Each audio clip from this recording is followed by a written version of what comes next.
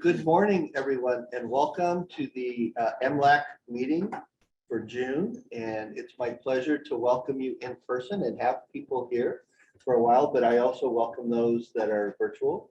And with that, I would turn it over to Kara just to do the roll call. Yep.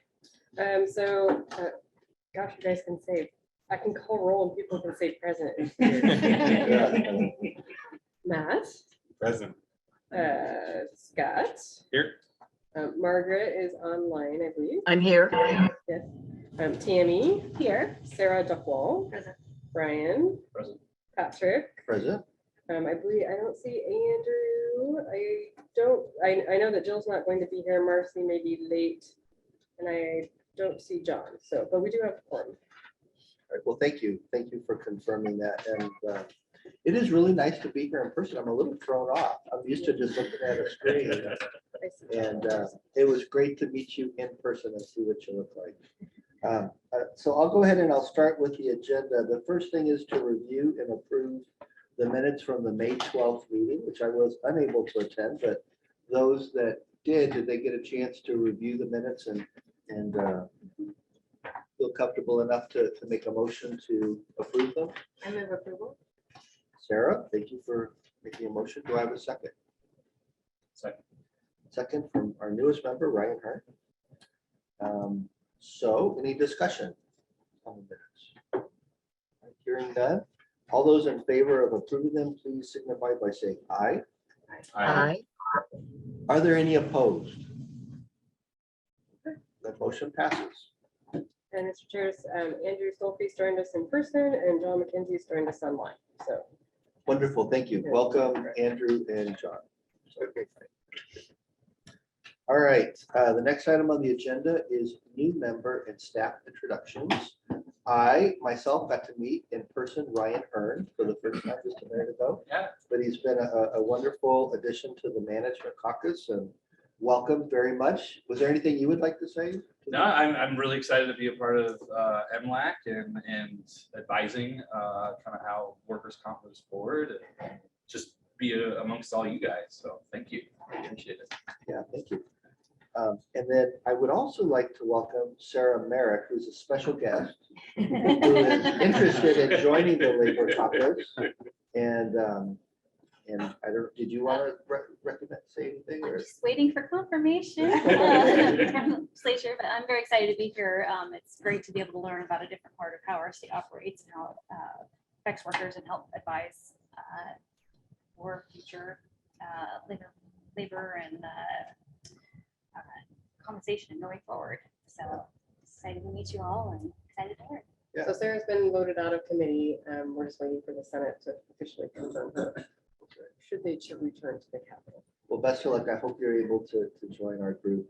And I know you bring a good perspective as a firefighter for the city of Salem. I should hope to. And Ryan, do you mind saying a little bit about what you do? Yeah, absolutely. So I started in workers' comp, gosh, about 7 years ago. Started working for Cedric as a claims adjuster. Moved over to Corvell, another TPA in Oregon, and started handling claims across Oregon, Washington, California. Eventually, a client that I was working with was retiring from her job as a workers' comp manager at Roseburg Forest Products. She suggested that I apply for the job. I did, and now I'm a workers' comp manager with Roseburg Forest Products. I think you'll bring good, both of you will bring great perspective to this caucus. And I would like to pause for a minute from the regular agenda and just recognize Kara Filsinger for her excellent work to guide us. I know she doesn't want me to, but I'm going to do it. It's Terry Watson, who is going to take over doing excellent work for you. So Terry Watson, you want to introduce Terry? I'm Terry Watson. I'm not replacing Kara. There's nobody that could replace Kara. I'm coming in behind her. So I will be here next month to shepherd the meeting forward. So We're very happy to have her here. Do you mind telling us a little bit about your background and what Sure. you'll bring to our caucus? absolutely. So I've been with DCBS for over 10 years. I was the Oregon OSHA legislative coordinator, and then I was at Building Codes for a year. And then for the last 5 months, I've been with the Oregon State Building Trades Council. That was fun. And I came back to DCBS and I'm very excited to be here. I have a law degree and I have a master's degree in public business administration. So I am very excited to be here. Does anybody have any questions about the transition or any requests for how it would work in the future? Like be a clone of Kara. She's really awesome. Well, Yeah. that's what I'm hoping. Is that really it'll don't be want that. flawless. One of me is enough for me. So. Right, and then welcome and thank you. And thank you very much, Kara, for everything that you've done for us. It's been amazing. All right, moving on from that, department updates. The first one is the Workers' Compensation Board case law update, if there are any. So I see Robert Partington is on. Robert, do we have anything from you? I do not. I have no specific update. I'm happy to ask, answer any questions if someone is aware of a case to have, questions on. And our next full MLAC update of cases is slated for, early July for the 3-month period ending in June. Thanks. Okay, thank you. Kara, you can go ahead and go through. I think they're all. Okay, yeah, I think this is all us. So the division rulemaking update, we're not doing any rulemaking right this moment, but we're preparing to do legislation implementation. We'll just see what there is to implement. There's two bills that have actually made it all the way through, so they may or may not need rulemaking. We're sorting through those issues. So next meeting, we should have a schedule for those sorts of things, plus other rulemaking we may have pending. So Sally or Matt or Terry will cover that at the next meeting. The next topic is some follow-up information from the last presentation. You were not here, Patrick, for the presentation. There was a request for more data on effectiveness of return to work programs. Matt West, just scoot in wherever you fit. Sure. We sent out a memo with some data ahead of time. Matt's gonna just kind of walk through it, and if you have questions, ask Matt. Yeah, right. I'll do my best. Thank you, co-chairs, members of the committee. Matt West, the deputy administrator here at the Workers' Compensation Division. Just going to give a really brief overview and then happy to answer any questions. So at the May 12th meeting, our employment services team manager gave a presentation on the employer injury program and the preferred worker program. And there was some question on just kind of the measures that we use to determine whether or not the programs are successful. So we provided some data, and I'll go over that briefly. But we also, within the data, there's also the vocational assistance program, which is not funded out of the WBF, but we use the same measurements for that program as the employer injury program and preferred worker program. So the first way that we measure the success of the program is with a wage recovery measure. So we compare the wages for workers with accepted disabling claims who did not use either of any of the return to work programs versus those who did use the program. We look at their wage at injury and compare it to their wage 13 quarters after the injury. And so if you look at the first chart, on the far left, you have the totals. That's just all of the programs combined. So for example, in 2021, there was all program users have 10% higher wages than those that didn't use the program. Kara, we able to show them on the screen? Baba, can you pull up the, Baba will work on that one. Great. While Matt's talking. And if you're interested in like the individual programs, you can see for the employer injury program, the differential is 5%. Preferred worker programs, 32%. So those that use the program have quite a bit higher wage recovery. And then 33% for vocational assistance. That was 2021, and we gave the last 10 years of data. So then the other way that that we measure success of the program is through employment rate. And so the same workers with accepted disabling claims that don't use the program versus those that do, and whether or not they are employed 13 quarters post-injury. So same breakdown, the chart looks very similar. And we get our information, we have a data sharing agreement with the Oregon Employment Department. So that's where our research team looks at wage data at time of injury versus 13 quarters and employment data. So it's kind of high level. I don't know if you have any questions. I'm happy to try to answer. But Scott, Yeah. Is there any kind of,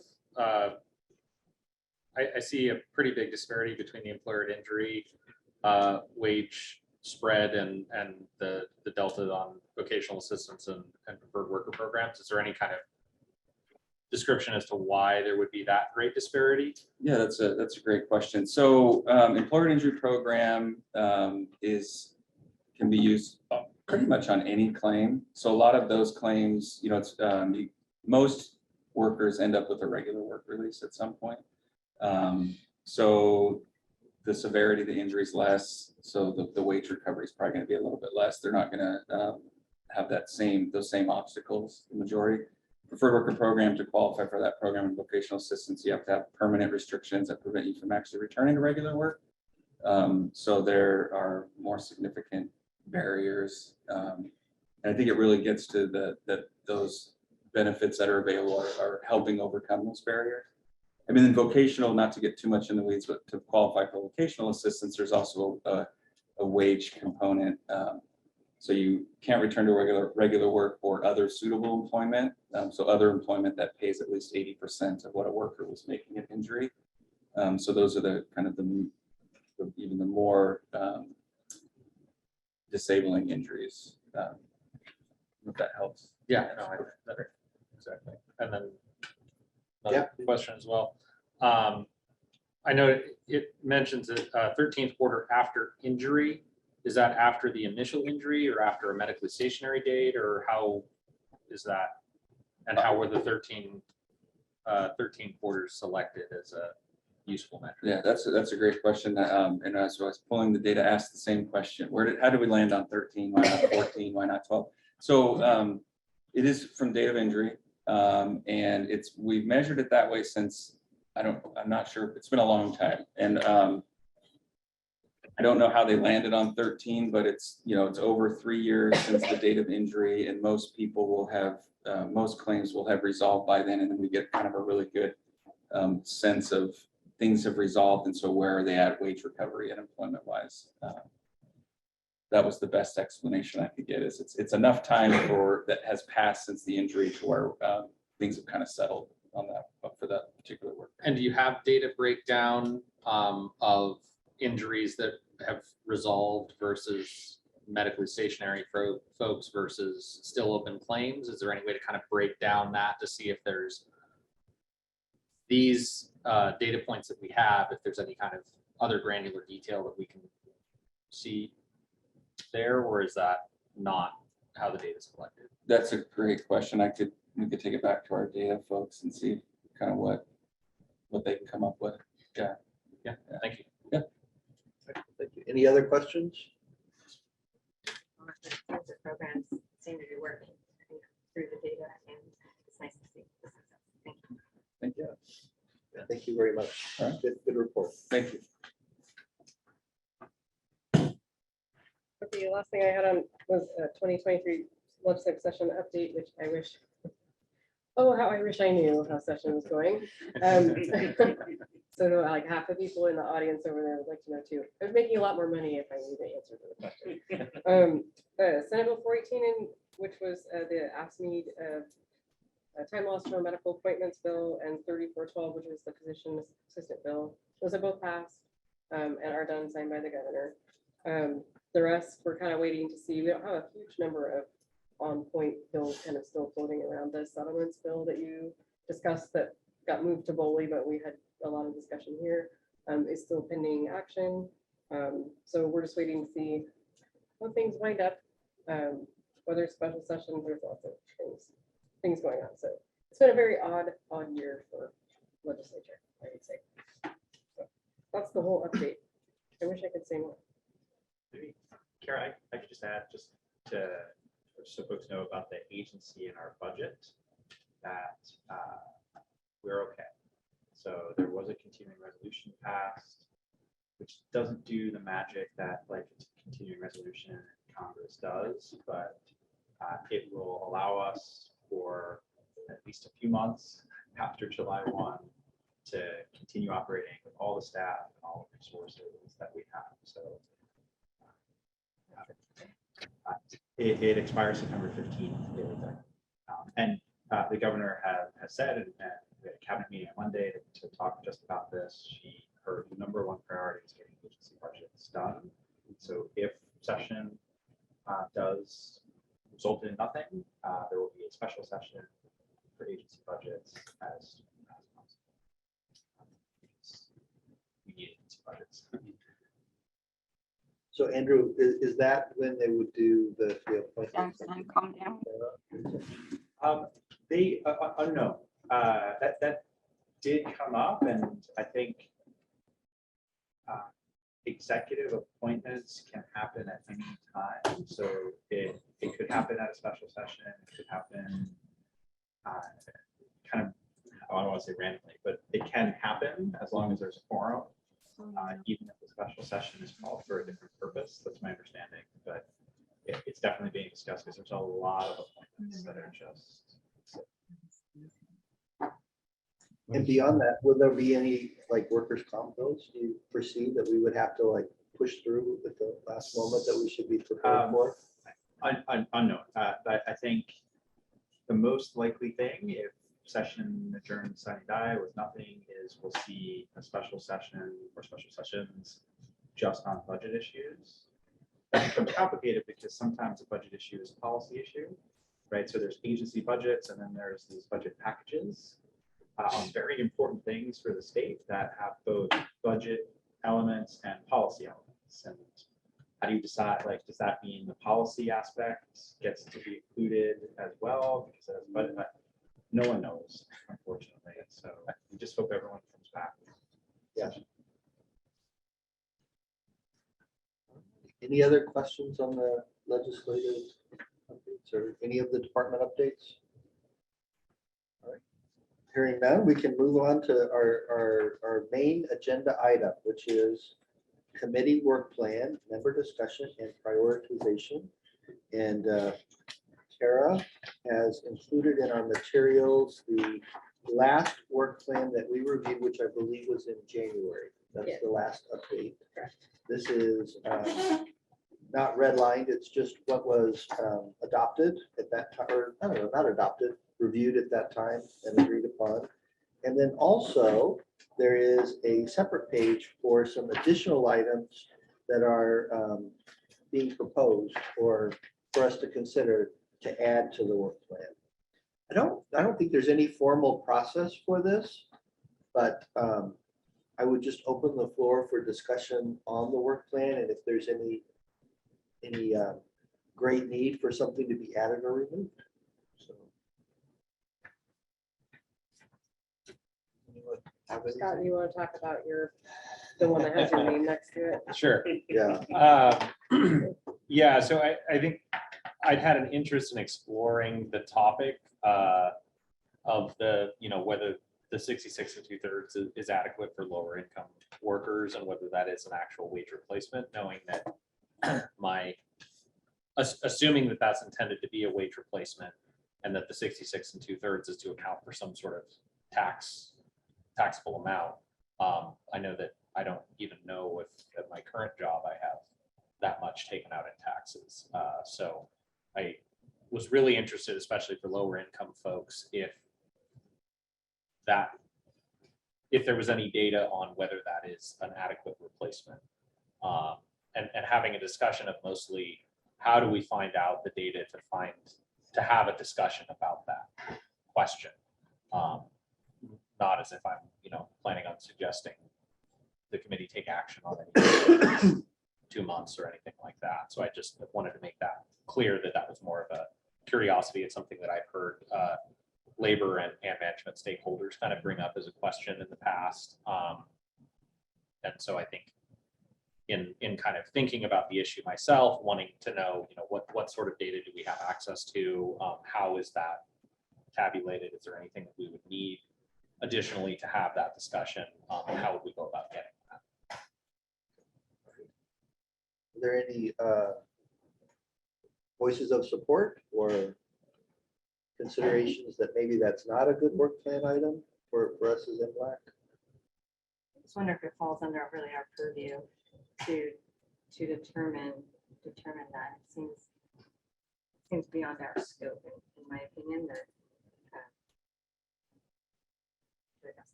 Yeah, I kind of agree.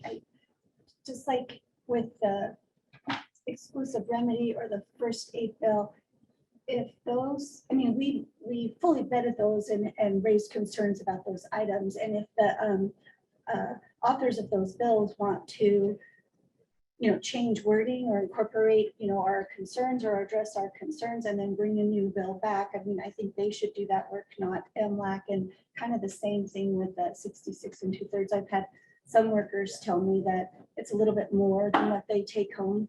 The taxes seem really high right now. And then I've had other workers say it's about what they take home. But I feel like if somebody wants to offer something and present the evidence, I kind of agree with Sarah that all three of these should not be MLAC tasks. That's just my personal opinion. I agree with you. The national standard is pretty close to that 2/3 calculation. I just don't see the need for MLAC to address it. I agree. If somebody wants to bring a bill forward, we can definitely review it, take a look, but I don't think it's MLAC's duty to explore that or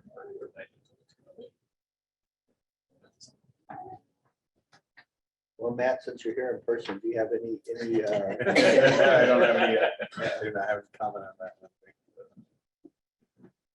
I would be curious too, Mr. Chair, is there any stakeholder interest or comment? I know we have a lot of folks. Sure. I was going to ask Margaret because she's on the caucus members first.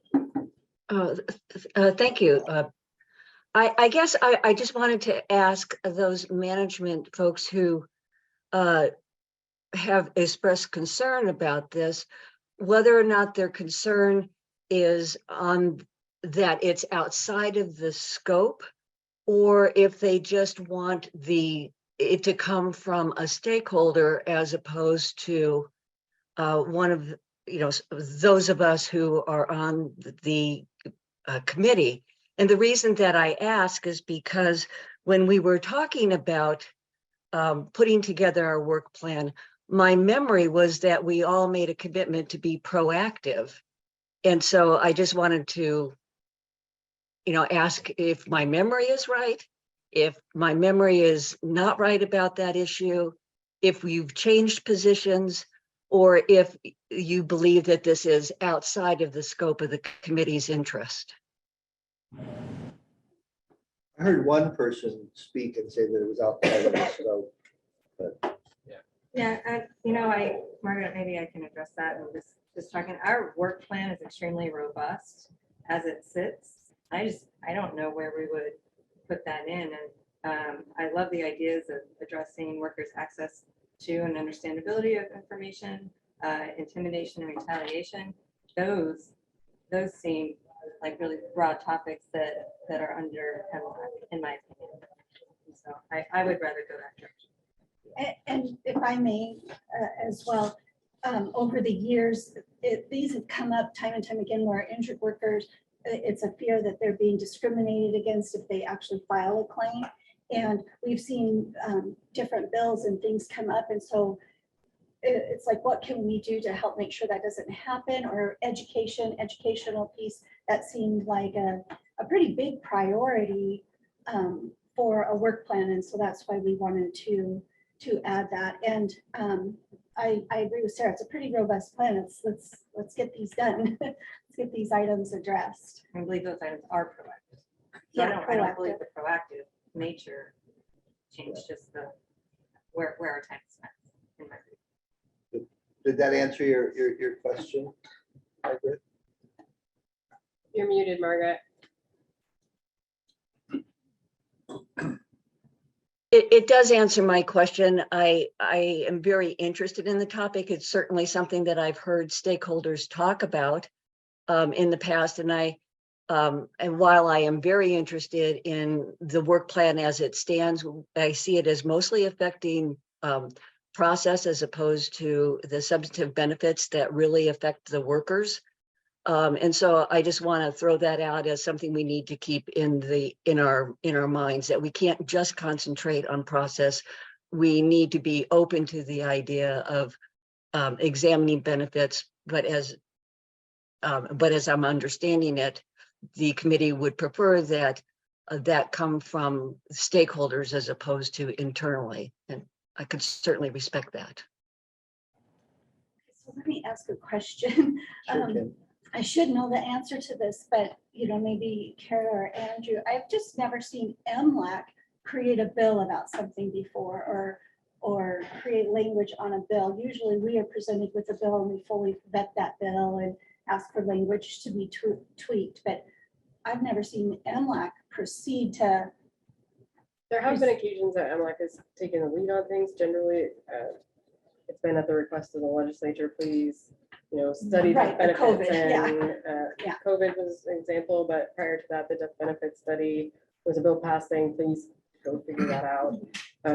So it has been the will of the members on the committee and your interest level, and it's gone both ways. Yeah, yes, I do remember when legislation asked us to address something, so. Correct. Or you've agreed to take on a topic, Right. in lieu of a bill going forward, that happens Right. very Okay. frequently. So. Yeah. Okay, thank you. I just add that so the department, we're able to introduce legislation with the governor's approval, of course. And I don't know if this has happened in the past, but I'm sure if MLAC as a whole asks the agency to do that, that's something. And we have asked for placeholder bills for when MLAC did the review of the PPD sunsets, when you did the Ford and Chevy thing, whatever that was. Sorry, no one knows what Ford and Chevy is except for me and Sally. Sorry, just the two of us. But we did introduce placeholder bills for the sunset review process that we went through. That was 20 years ago, I think. So there's lots of ways to approach the work you'd like to do. So I'm hearing it's possible. Yes. But it isn't the customary way. Well, and if I may, Sure, it's not my intent to draft a bill or run an MLAC bill or do any of that. I think it was more, I've heard a lot of stakeholders interested and curious in the issue, and got me thinking, because I have my experiences as an injured worker, and it wasn't a fair replacement because my effective tax rate was, I think, 15% or less. So it struck a kind of curiosity within myself, and kind of poking around and wondering, where would we get the data to answer that question? If kind of looking through the MLAC lens, is the system working in a way that is fair, that ensures it is encouraging folks to utilize it as the exclusive remedy, and that is equitable in providing these benefits for folks. And I think along with the discussion of the 4-hour bill that we just had, and kind of thinking about the connections to access to care and all of that, and how retaliation and other things play into if you're not getting paid because you have this claim, at what point is there incentivization to close the claim prematurely because you're not receiving the adequacy of benefits. So more curious to see what data we have available, if we have the data to answer those questions, or to even have a discussion about that. But I'm totally open to having this. I mean, this is not an absolute priority. I don't see huge urgency right now. So, but to Sarah's point, absolutely, we have a laundry list of things that seem much more urgent, perhaps. And as this is a discussion of prioritization, I would say it'd be great to keep it on the list so that we can, when the time comes to have the discussion, we have the information to have a thorough discussion, but obviously not prioritizing that right now would be my suggestion. And I kind of foresee that looking at the work plan, prioritizing it would be a good step after we kind of resolve what we're talking about. And so maybe we'll put a pin in it till then and kind of see if there's data, like collecting data is one thing, kind of hyper focused on the time, the percentages. Something. Yeah, go ahead. Can we remove those other two bills though? I agree with you that, I think both of them were brought forward without enough time to look at them or research them. But I feel like it's under the stakeholders to bring it back and to remedy that. Yeah, no, I'm okay with that. I don't- What if we had a meeting where stakeholders were bringing forth concerns and suggestions and regarding, other items as well, to see if that would be helpful to take on the stakeholders, or just their opinions. Yeah, sure. Yeah, we can switch to that. I wanted to ask John if he's still on the line. I think we lost John. John is off the line, I and do. Sarah, you're not a member yet, but you're a special guest. Do you have any opinion on the discussion we've had so far about adding this to the work plan? Does it resonate with you as an item that you as a new caucus member would be interested in? I can see the value in. I think Scott brought some good points up. While it's not necessarily the highest priority for worker fairness and making sure with the different tax rates, I think keeping it bottom of the priority list, but eventually looking at it makes sense to me if it's data that's easily accessible. The other two things I'm not familiar enough with. Yeah, they were bills that were brought forward. Yeah, welcome to MLAC.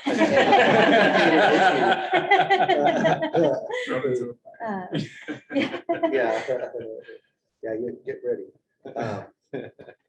Am I understanding correctly? You don't want the bills on your work plan as specific topics, rather you'd like the stakeholders to come back to you in the course of developing legislation and present them again? The fall, right? Like, Yeah, I mean, you're gonna Framework. start doing that again for 2024 session Yeah. in October-ish.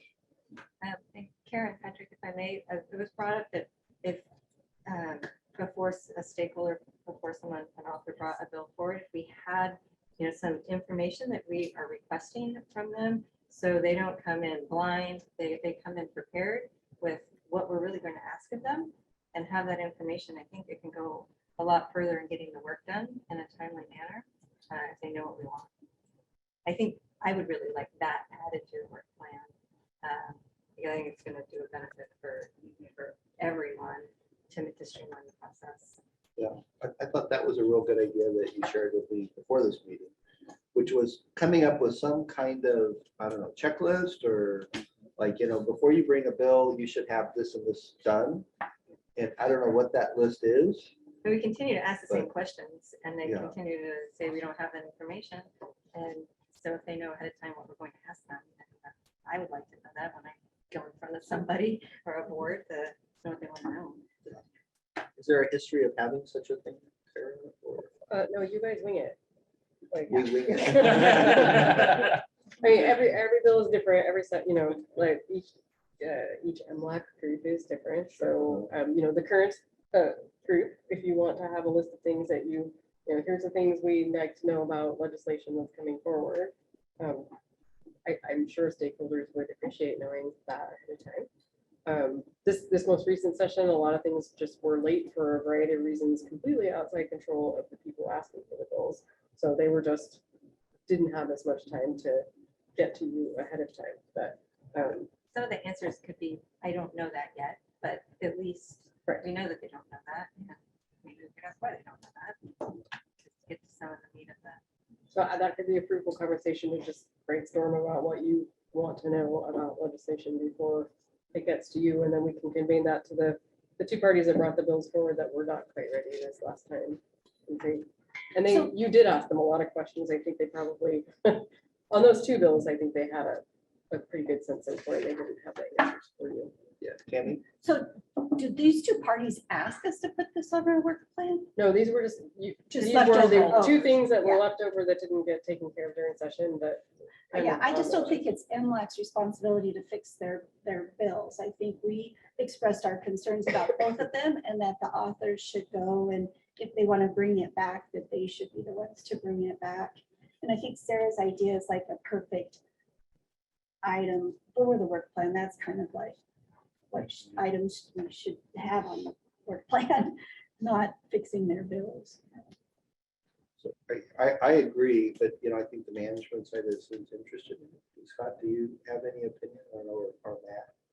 From a labor perspective, does that seem like a good item to add to a work plan, to sort of a checklist or guidance on what a bill should have before it's brought before MLAC? I think I would maybe couch it even in a kind of broader outreach too, because I know that a lot of times we would have folks show up that had no understanding of the MLAC process. And I know we've done a pretty good job of stakeholder engagement and outreach, but I know MLAC is a strange creature, especially in, as the turnover that we've had in the legislature with so many new folks, not kind of aware of the process and how it works. So I don't know if there's any engagement that we could do as well, kind of in the, not that any of us have actual downtime, but Yeah. not actively in legislative session.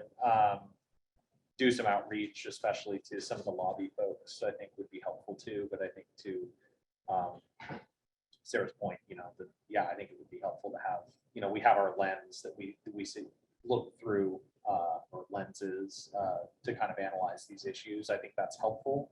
And I know we've had stakeholders previously that have kind of engaged and said, hey, here's looking at your MLAC lens, boom, boom, boom, boom, boom, kind of checking all those boxes. But I think, some basic questions or some basic information that we'd be looking for would be helpful. I know some of the I'd be bills open to that that we get before us, they have a DCBS like kind of write-up, the analysis. That seems like a good starting point to at least look at that as some of the things we would be asking are considered by someone before they bring it there. Conceptualizing what the checklist would be is really difficult for me, but having maybe background for folks before they come. The idea of defined checklist, a little challenging to envision, right? Yeah, for me too, Matt. I mean, I don't really know what would be on it. I think it's more adding to the work plan would be devising such a thing or considering it, and then agreeing on what should be on it. From management side, from labor side, or any other side. Even if there's a more informal kind of good idea, bad idea option of, we've seen stakeholders, I think, that have come a lot more prepared, and we've seen ones that really haven't. Yeah. So some examples of maybe, I don't know if we could do a couple bills that have good examples of where we were able to dive in and have a thorough discussion and some of the data that we needed for those topics, so that folks can kind of understand the process a little more. As I don't know, I think we have some lobby folks in the peanut gallery, if it would be helpful, if there's not even if we're not able to come to a specific checklist, if we could have a, hey, look, here's a success story, here's something you could emulate. Here's something where we had these 5 questions remaining, if that would be sufficient enough to help you engage in the process more effectively. I don't know if that is an easier thing. Scott, I think you have a very good point about stakeholders would be the ones bringing forward bills. So maybe hearing from stakeholders that maybe are willing to speak up about how this idea resonates with you and what you would like to see. Christian? Yeah, you can. Yeah. The microphone is the owl right there, so. Yeah. I think that's a great idea. And I Kirsten, think, would you please introduce oh, yourself? yes. Hi, Kirsten Adams from Associate General Contractors. Yeah, as a stakeholder, I think that would be a great idea. And sort of like, here's some things that we would like to know about your proposal, and, some background on to give us guidance when we bring something, what's helpful for you all. And it kind of, I think, would streamline the process. So that way it's not a lot of like, okay, they present, and it's like, well, actually that's helpful, but not really what we need. And so, I think it could really help streamline the process for you all and make sure that like we're getting the information for you that you need. So I think that, and yeah, as much kind of detail as possible, I think is helpful. But like you said, I mean, everything's different. Every bill's different. So I think, to the extent that you can kind of outline what would be helpful for all of us. Andrew. Well, the potential way to do that. So I heard you say you like the agency's bill reviews? So I've we- liked them. I think Yeah. they're helpful for me and I don't always get them. Is there, when do you decide when to do them and not do them? There's kind of criteria, and then Teresa, but we have a template that we use that has questions that have to be answered for each bill. So if you're looking for something to use for stakeholders to fill out to help inform the committee, that might be a good start. I think it would be great for maybe this committee to, in downtown, when we have downtime, to look at those and see if that's it, we're done. Then we could cross it off the list. I think that's what we would like. And I don't know, would it be something that we would require that to be filled out or completed in some way before I think something's so. brought before MLAC? I think so, unless it's emergent. Or conjunction with the bill. We've seen some bills that affect the majority of all injured workers and businesses in Oregon. And then we've seen some bills that only affect 2% or, but it takes a while to ferret that out. So it'd be nice if they came in with that information. So, that's just one example of an item maybe for the checklist. Are there other stakeholders that wanted to speak up? I see some in person and I know there are some online. I'm sorry, I'm not as diligent as looking online as I am when I'm sitting at home looking at my computer. All right, I see none. I won't. So I didn't hear a clear consensus. Does it seem like a good idea to add that to a work plan, is to, I don't know, consider criteria or guidelines to provide to stakeholders or those that are interested in bringing a bill forward of items that we would like to have completed before it's brought to the committee? I mean, we don't have any authority to say, no, hell no, we won't listen to it. But at least it's, communicating what guidelines would be that if you do this, then, we're ready. Yeah, But of course, to your point, if there's a really good idea that's just sort of last minute, we would want to prevent that. yeah, I'm open to that. I agree. Right, so that sounds like a good item to add to the committee work plan. I see Kara and Terry both have me writing stuff down. So we'll see what wording they use to add that to our work plan. All right.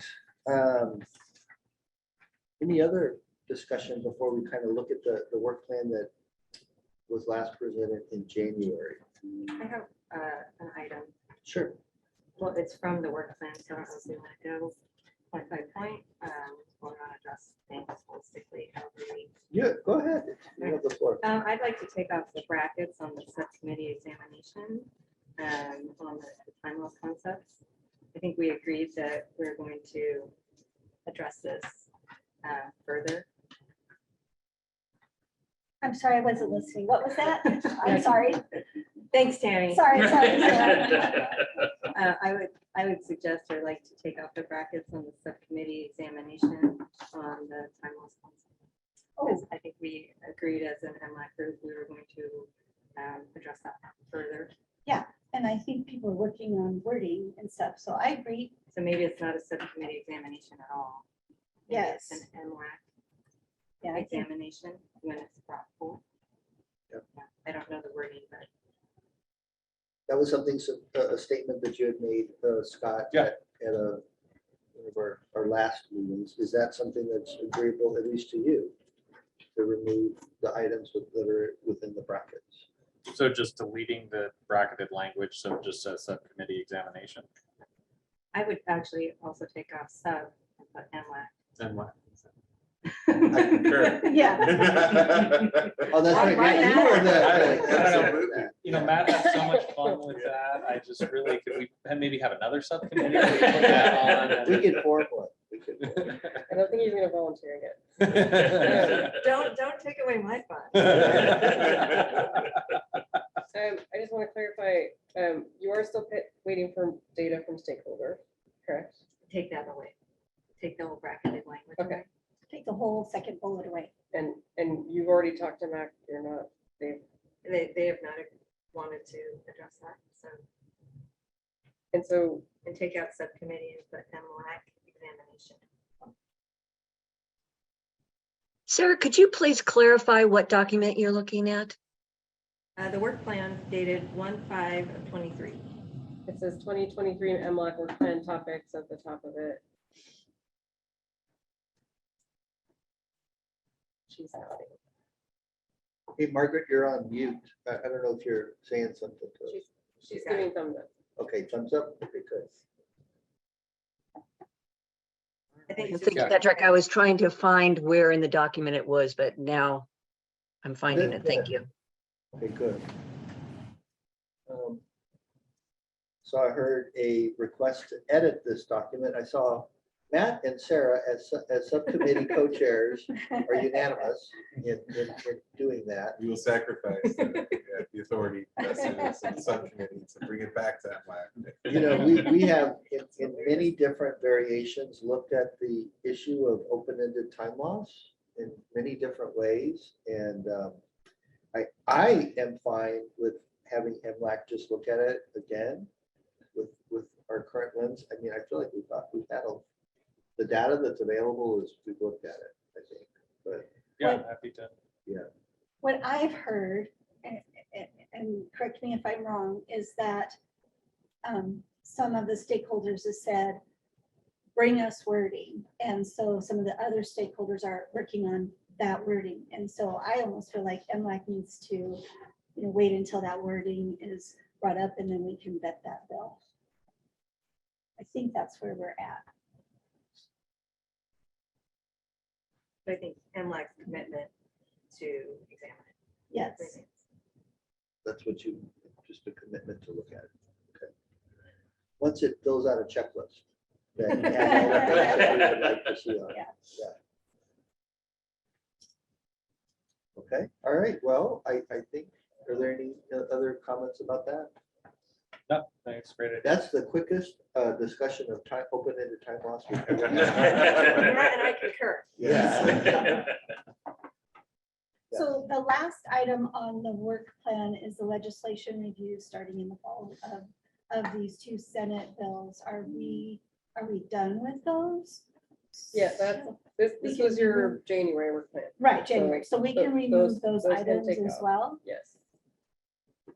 And the bullet underneath that as well. And that's where I would, we'll update this to 2024 session Okay, and add your criteria list. the to this- criteria list. Okay, this great. part of Is that the- our work plan though? Just reviewing the legislation, I mean, isn't that just our duty? Just our duty, yeah. I mean, I don't know if that really falls under our work plan. It's It not takes a something- lot of your time though. I and understand the work. time it takes, Yeah. but it's, It's our priority. I mean, it seems like we do that first and then the second, the work plan second. We included all the things on that you Okay, did on the okay. list, so you have yeah. context. I had a question. There was one bill, and it might be this WCD concepts bill that was introduced, and I never read it, but called housekeeping, something from the, DCBS. And then it never came forward because there were some difficulties with it. Is that something, or are those housekeeping items still there that need to be addressed, or? Not right now, no. I mean, the issues are being resolved outside the legislative process. Outside of, okay, so it's not something. I thought we did that. I don't wanna where ask They for had a trouble, few but- housekeeping, changing of words and changing some of the, what they. I don't think they can. Yeah, call- we presented it initially and then did not move forward on the legislation. Okay. Right. All right. You're right, I'm sorry. I was just curious. I never heard anything about that. All right, well, we do have some work plan topics here, and I think prioritizing those, if they're not really prioritized right now. So to do so, I thought would be a nice thing to kick the discussion off. I'll hand it over to my co-chair to see if there anything you would like to see be the top priority among those items.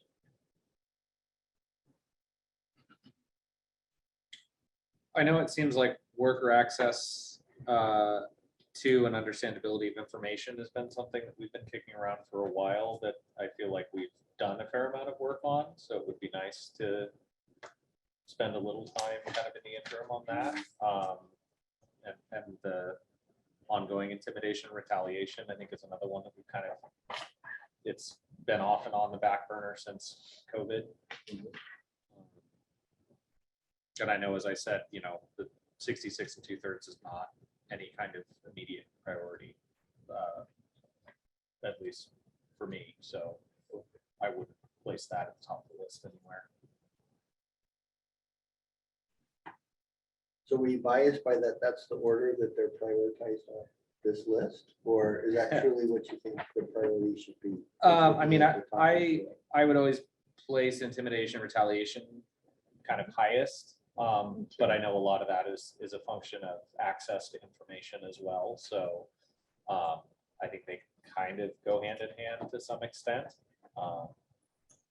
Would be my thoughts, but If you fix the access, maybe you can really root out the intimidation, retaliation. You think of it that way. They are pretty related. They Yeah. intertwine a lot. Yeah. Has there been any more thought about the QR code on like the 801 or on our brochure that's mailed to the workers? I think it's Sally, I'm not in charge.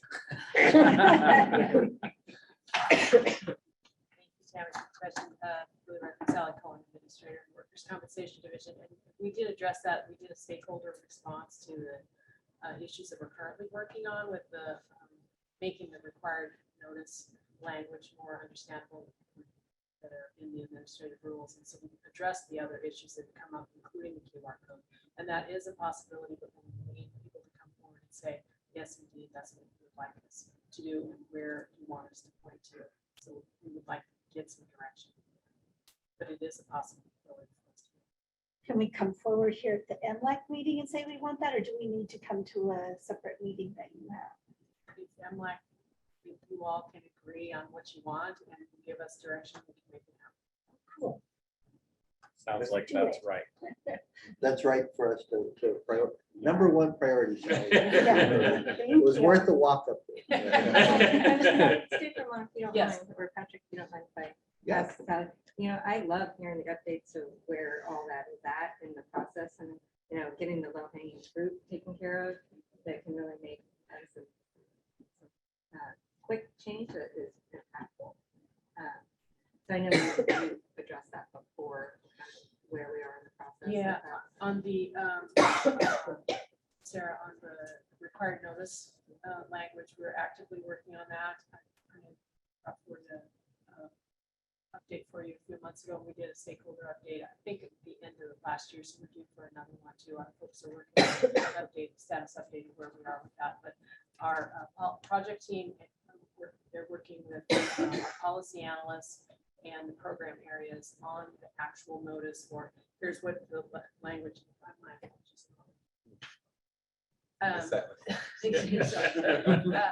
Here, doing comparison, here's what the rule language currently is, and here's some suggested language, because we know we want to take some language forward to rulemaking. It's much easier to edit something than it is to start from scratch with a blank document, right? And so they are working on what those suggested language notices could look like, and then as rules, administrative rules open up, we will then be introducing those as issues. So Kara mentioned we'll be doing an evaluation at the end of the session. What rules, administrative rules do we need to update because of legislative changes? And so you'll be seeing those notice languages of these issues. Wonderful. There's a list of items underneath worker access to and understandability of information. Is what we're talking about one of the items that's on this list? And should we maybe move that to the top or request that it be on the next agenda? Patrick, it's the third bullet from the top, the required notice information you see looking at already. The 801 form? And the And 801 the forms 801 on there form too. QR code is second from the top. The third bullet, I have worker friendly website. That'd be two. Third bullet from the bottom, I think, right? Oh. Third bullet from the bottom, required notice information. Sorry, I heard top. No, it's okay. Okay. So that one, we maybe want to move, I don't know, if we're just making it from top to bottom being the priority, maybe move that to the top. But is that something I'm hearing you say you're ready for us to maybe look at it and say, we as MLAC agree on this and that would help? On the QR code for the 801. Or It's okay, you're okay, yeah. Or on any of them? On any of the things that you Yeah, mentioned? what are those, one of those bullets? Where's the lowest hanging fruit that we could help make change on? The one we're currently working on. Say, The Which required is the notice required information. required notice information. Yes, that's, yeah, Yeah. that's what I heard. So Sally, for the required notice information, does that kind of encompass like the user-friendly, worker-friendly website and the QR code? Is that kind of all together with 801? No. It's really not, no, sorry. Well, we are, we specifically chose the items where we would need to do administrative rulemaking changes for those notices, so it doesn't include the items. Okay, so the website, a worker-friendly website would require a rulemaking notice? No. Okay.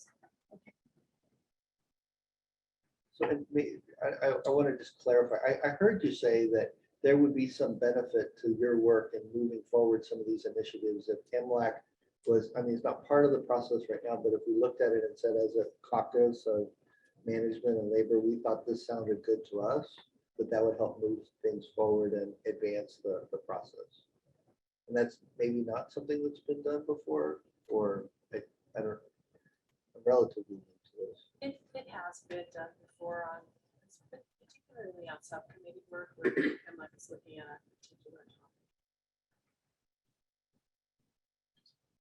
So I'm open to that in these shorter meetings where we don't have as many bills to look at, to help the work of your agency.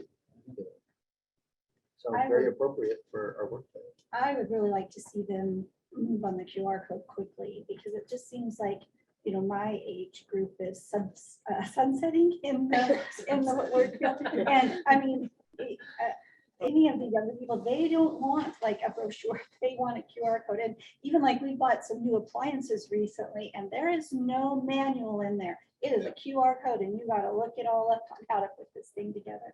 It's just the wave of the future. And I think we should move on that a little bit more quickly. However, when they use that, if it's not like a worker friendly, wording or website, it might not. And can you have a QR code for different languages or just in English? I don't want to speak out of turn. Okay, I think a QR code goes one place. one place. So It will we the would need place like it goes needs to three of them if be, one is It in could be like a Spanish. landing page. Yeah, that takes you has to multiple- Another 801 that's in Spanish. That's Yeah. where the department will need some direction from stakeholders. Is what's the landing? Right. Well, if the goal is to make sure it's user friendly for injured workers and not intimidating for injured workers, then we would probably need it in a few different languages. Yeah, At the least- landing page. I'm sorry. I'm so sorry.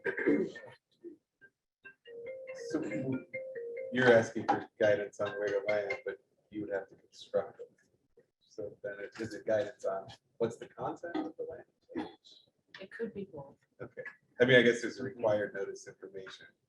So it's how is that constructed in a way that's, If it's something that already exists, we can bring that back and tell you, this is the information that already exists, where would be the most appropriate place to point users, or do you need praise?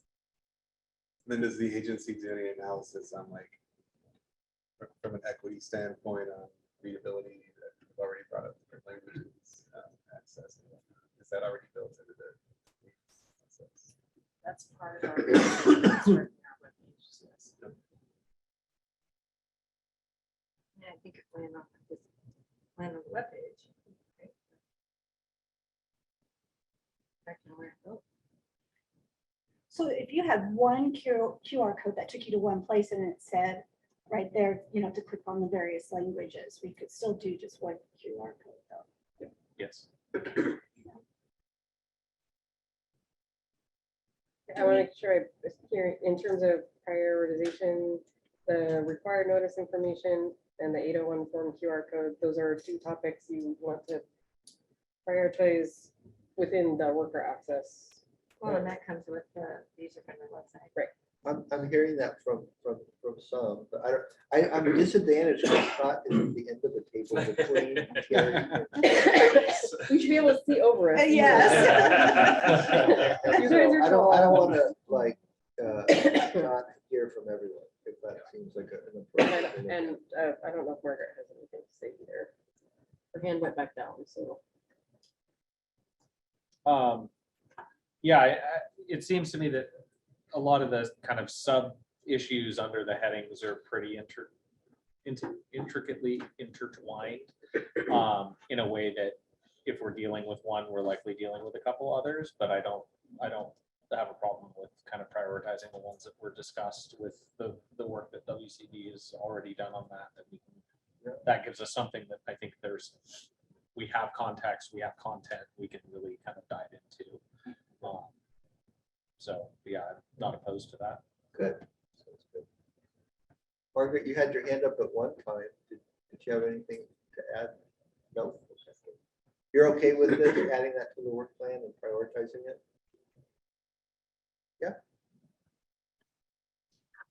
Yes, I am. I'm okay with that. Good, good. Patrick, could I take a moment and ask people to remember that not everyone is in the room and to please direct your voices to the microphones as much as possible so that, because it is kind of hard to hear everybody. And I'm afraid that I might have missed some comments. Okay, all right, that's a very good point. Is there any gaps that we can fill in that maybe you, no? Okay. Any other comments? Ryan, did you have anything? No, to no, add, I or- think it's a great idea, great flow, absolutely. Good. That sounds good. Well, it's nice that we found a need like that we can fill maybe, and we have the time. Is there anything else? For prioritization, I think also it'd be helpful to work on, can you hear me, Margaret? Sorry, I speak fairly softly. Also to work on that list, going into fall, if we're going to want stakeholders to bring information to us along with LCs or bills. I think that hits a fairly top priority, so we can have something in place for the next season for flow process. That's a good point, Sarah. It's a short session, not a long session, which I think has a different character to it. But your last short session was busier than this long session. That is true. That is very So true. no time, like preparing for session is always on the list, so. I am no expert, but it seems as though it would be nice in advance of, here's this bill that's really complicated, decide within the next 5 minutes. Yeah. What to do, and like there could be some time during the summer to at least look at the things, in advance. And I don't know how we go about asking for that. I don't know who's bringing a bill. Well, I think it comes through the agency when they Yeah, we communicate. don't know either. Yeah. We know when we see them printed. I mean, I think some of the bills that didn't make it through this time, I think you can reasonably expect to see again. Yeah. They're not done with session yet, so we don't know. Generally, in the past, we've sent out a notice in the late summer, early fall to the MLAC stakeholder list, which is like thousands of people. If you've got concepts, please bring them. And they do or don't. We can't force folks to do that.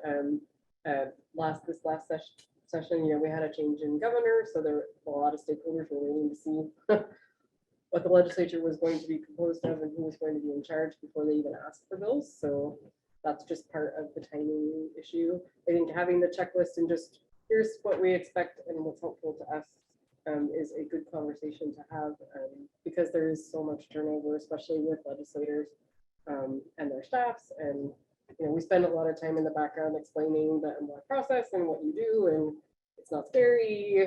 These people want to help you, but having that just like well established is a good conversation to have now. And the stakeholders who are here all the time, if they have concepts that they're working on, they should say them out loud instead of keeping them in their head. I would say. freely since I'm not going to be here anymore. Yeah. We don't read minds, so I think it's just an ongoing conversation, and I think having some kind of list of guidance and outlining your principles is a good place to start. I see Scott's hand through. Yeah, I wonder too, I know a lot of times we all watched How a Bill Becomes a Law, and I know that there's a lot of got kind of online guides and panels for folks that aren't professional lobbyists for how the process works in Oregon. I don't know if it would be possible. I know we have an MLAC website that has materials, and I know when I got onto MLAC or was considering getting onto MLAC, I went through kind of a lot of the historical meetings, listened to some of the recordings, saw the materials that were submitted, so I could kind of see the process. But I don't know if it would be appropriate to throw together, or if it would be possible, like a 5-minute video or something like that, that, you know, interviews some lobby folks that say how they engage in the process and what worked and how to be successful, interview some current and former MLAC members, and then some staff, and just give a couple points of perspective. That's something that could kind of be posted on the website, and then also be sent out to stakeholders and other folks that are looking to engage, so that they have an understanding of, you know, this is relatively informal, you know, you're welcome to come and join us or sit in or listen in. You know, that we don't, it's not the same kind of format that you expect in a subcommittee. It's also not a courtroom. We're not hyper antagonistic, or we try not to be.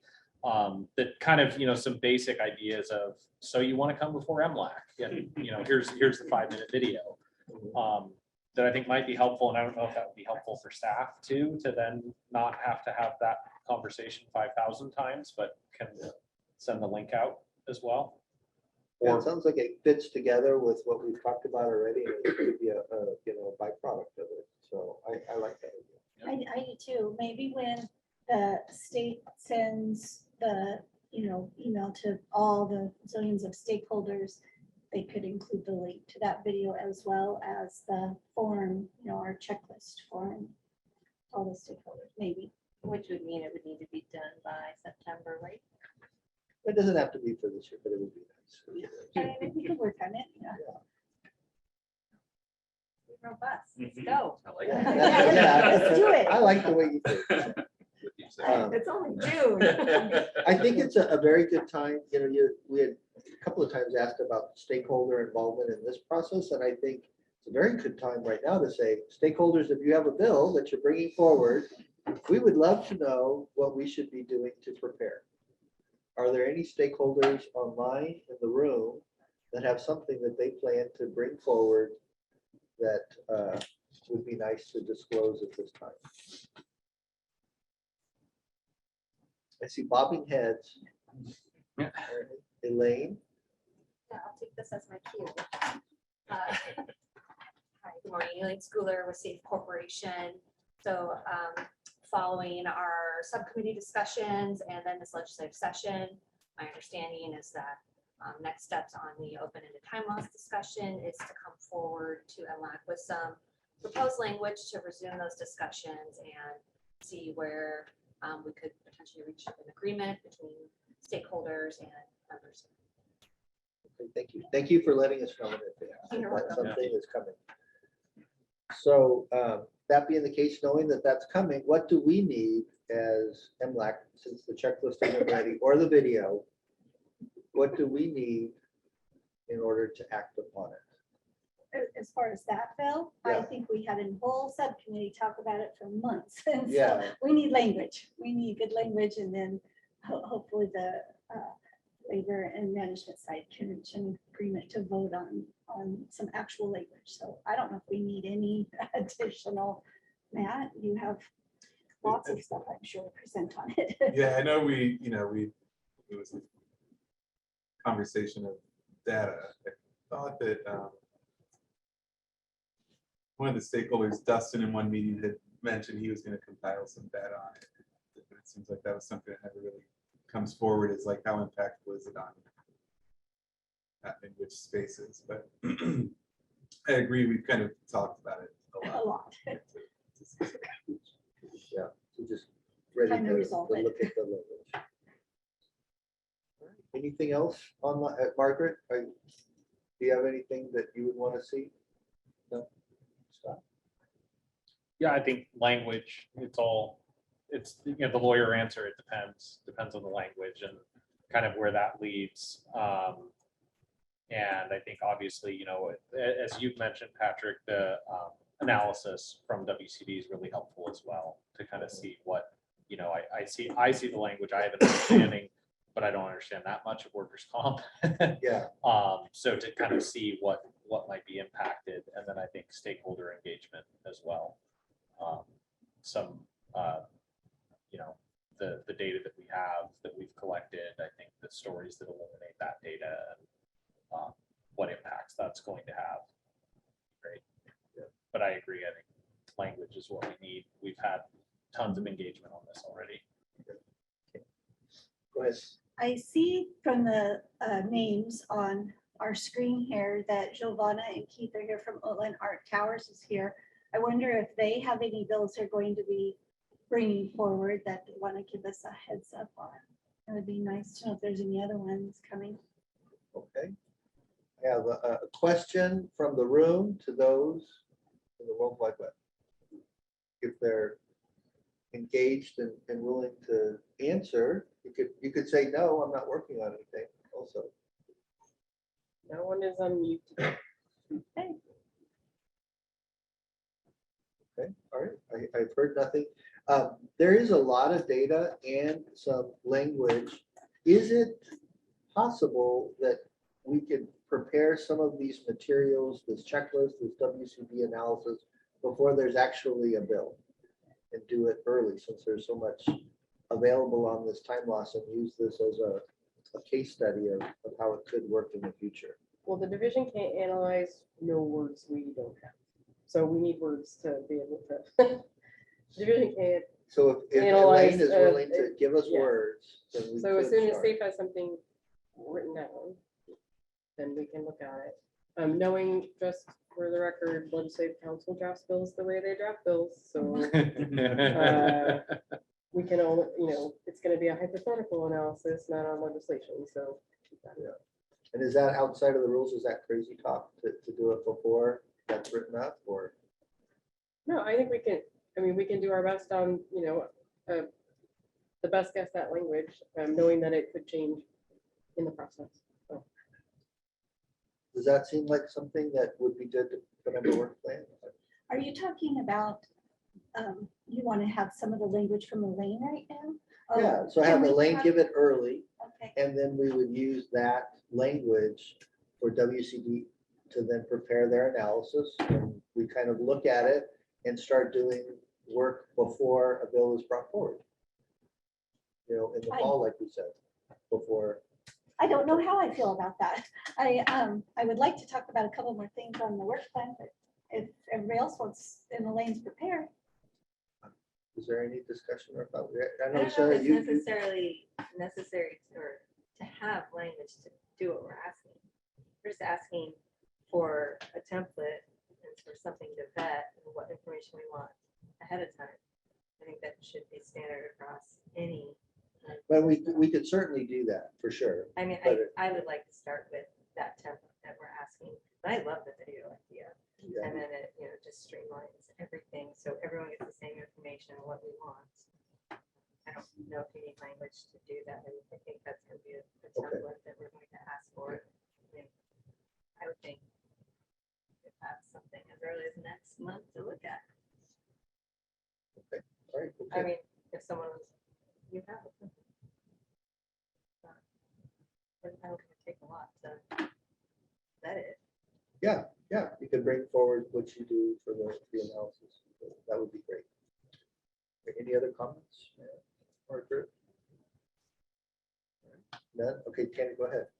Okay, so some of these, you know, bullet points on the work plan, you know, kind of all go back to like one thing, but I do want to ask about the very last item. Well, there's a couple I want to talk about, but the very last item, the MCO communications with workers. I know that we had several of the MCOs come and speak to us this last few months ago.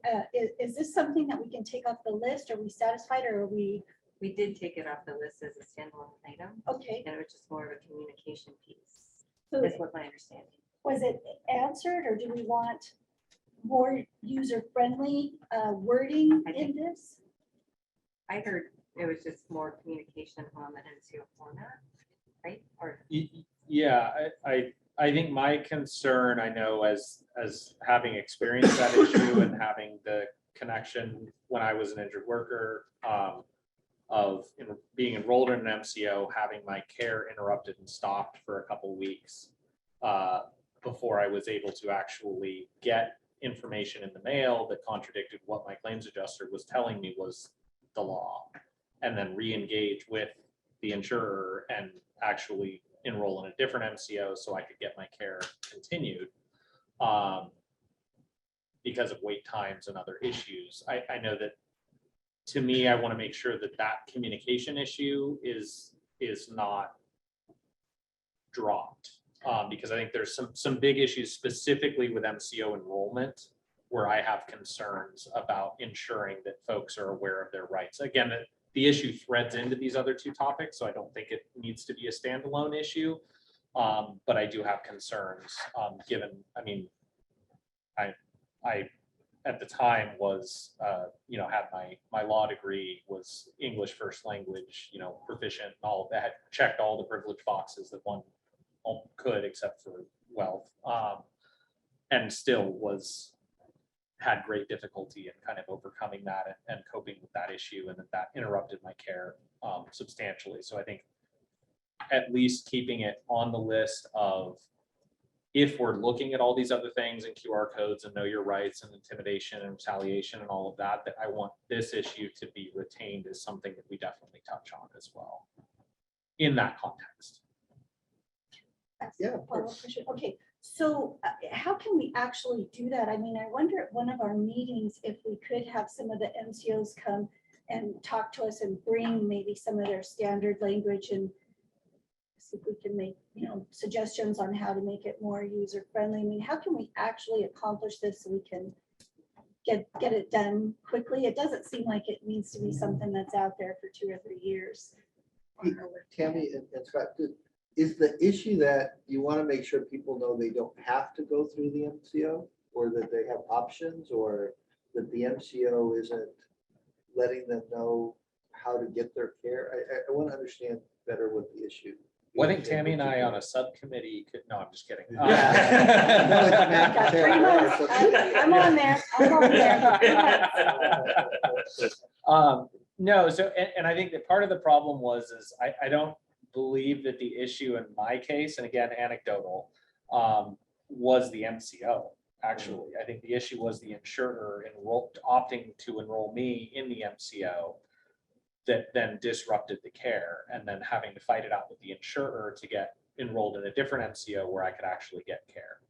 Because the process, as it was for me, to just give you a little more context, was had an accepted injury from workplace. My employer was fantastic throughout this, just wanted me better so I could go back to work, was super supportive, luckily did not have any issues there, but was receiving care, was enrolled in an MCO, was told that that person I was receiving care from was not a member or affiliated, or I forget the special, the term, with that MCO.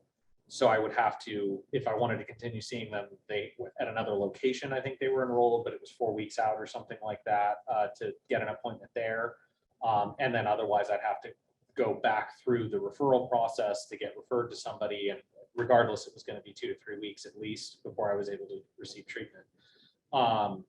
Called up the insurer because I'd received a letter in the mail, I think, boilerplate, like buried 4 pages in the Know Your Rights letter that I got from the insurer, saying that you have an absolute right within a certain time period to, I think, enroll in a different MCO or request, demand, something like that, to be enrolled in a different MCO. Called up the insurer, the claims adjuster told me, no, you can't change your MCO. I said, okay, well, I have on your letterhead a letter in the mail saying I have an absolute right to do this. And then they had to check with people, and it took them, a few days to get back to me. And then said, yes, you actually do have that right. And I said, okay, well, However, I can continue receiving care at this one specified location because they have all my medical records. They have me as a patient currently, and I actually have access to drive. Well, I couldn't drive at the time, but I had access to that through a combination of public transit and also a location where my significant other could drop me off conveniently. So all of that was, again, while I'm in crippling pain and being prescribed opioids, and luckily I don't have a problem with that, but that I think is the way that a lot of folks in construction get into these issues. So I think that disruption and the poor communication, the poor training on the insurer, which, you know, not having their employees that are dealing with these issues fully trained up on how to address that. I think those are my concerns. So I think in the context of saying, making sure that the know your rights are accessible, I think as Matt had mentioned that, you know, in a language, in a readability score that is appropriate for the folks that are receiving it, and not buried in junk mail 4 pages in a template thing that 90% of people who receive it don't read. You know, if it is a QR code, if we have a sort of MCO enrollment landing page as well, or, you know, as a topic that's addressed or something, I think that just having lived through that and seeing how that could have disrupted my entire life had I not been as persistent and had, as I said, checked all the privilege boxes that enabled me to like wedge that actually into success. I really would like to see that to continue to be an issue that we, or a lens that we prioritize a lot of our discussions of the other things through. That helps me a lot to understand. And I'm hearing you say it wasn't necessarily the MCO's communications that caused. I don't think it was the MCO at all. Yeah. So, But I think so that's that, what that helped that's the too. way it's worded here. But we took it off as a standalone item Right. to address just in those areas. So it kind of takes the MCO out of the box, but maybe some language adjustment. Yeah, it's more like you want to make sure people know they have rights to continue to have care when they need it. Yeah. And that they can speak up. And I feel like the MCO enrollment is a really kind of unique situation where there's different rights that are active that we want to make sure that folks are aware of. And I don't know if there are other situations where you have other rights as well, as opposed to just sort of your general non-retaliation from your employer and other things like that. Getting medical care is one of the main pain points, I think. Go ahead, Kevin. So the resolution to that, first of all, thanks for sharing a lot of your personal Sure. personal information, a lot of personal details there. So a lot of this could have been resolved if the rights letter would have been a little bit more clear and sent earlier, and then if the adjuster understood that. Well, I see we have Jeanette Decker here, and she is with WCCA, and I know Dan Schmelling's here with SAFE, and they do a lot of the education for claims adjusters. Claims adjusters have to have continuing education credits, so this could easily be a topic for continuing education credits for the adjusters. The original, I want to understand here, the original letter from the MCO, and you said it was like kind of buried 4 pages in or something. Does that letter need to be examined and looked at to be more user friendly? Is that what you're saying? Because it does say communication, but is that what you're saying too? So I think that's part of it. I think really the interest that I have is approaching it in a contextual way that folks that are going through the process can understand. So if you give someone sort of a blanket, these are your rights in the process, things will be missed or they may not understand the context. If you have a sort of, you know, you're at this checkpoint or this issue has come up, like MCO enrollment, here are your rights relating to that. That's then a really accessible format that the person is aware right at that point, these are the rights I have. Or claim closure, these are your rights, you know, here, you are here, kind of a thing, that the wayfinding that we talk about. Or, you know, your claim has been accepted, these are your rights. Or your claim has been denied, these are your rights. You know, you have had an injury, these are your rights. So sort of breaking it down to an accessible format for folks that are going through the process that don't have a familiarity with it or don't understand maybe where they are and what their options are when they hit each one of these kind of crossroads moments. On the worker friendly website, it did suggest flow chart. Yeah. I personally love flow charts. You click on, those point in times and I think it's great. And I think using an MCO point in time on there would never hurt. I was just trying to look for a low lying fruit that would be simple to address. Yeah. And I don't think this is that. But although I do think that it would be nice to maybe suggest at one of the continuing education credit seminars for adjusters that the ins and outs with these MCOs, if that was not something that, did you read that whole letter? I haven't read that whole letter. No, Yeah. that's pretty- No, Yeah. But maybe having some boiler state language that goes in those letters that kind of indicates, bold, italic language that provides that information to the. Great point, Ryan. We have Jeanette Decker online that has her hand raised. Not anymore. I've lost. Oh, Jeanette, She got she's scared. still there. No, still she's there. Okay. Okay. Thank you, Tammy, for seeing my name there. Yes, I will bring it up to the WCCA board for the education seminars, and we would be able to train or bring awareness to the claims adjusters, because sometimes that is the lack of knowledge, because not everybody here is an MCO. So I can go ahead and bring it as a topic for training for this year. So thank you. In regards to training to the masses, it would be a great idea to have something on the website that kind of gives for the injured worker, because we don't train them, but at least training the adjusters and making them aware of that communication that needs to happen with that injured worker. Sometimes it's not just a letter.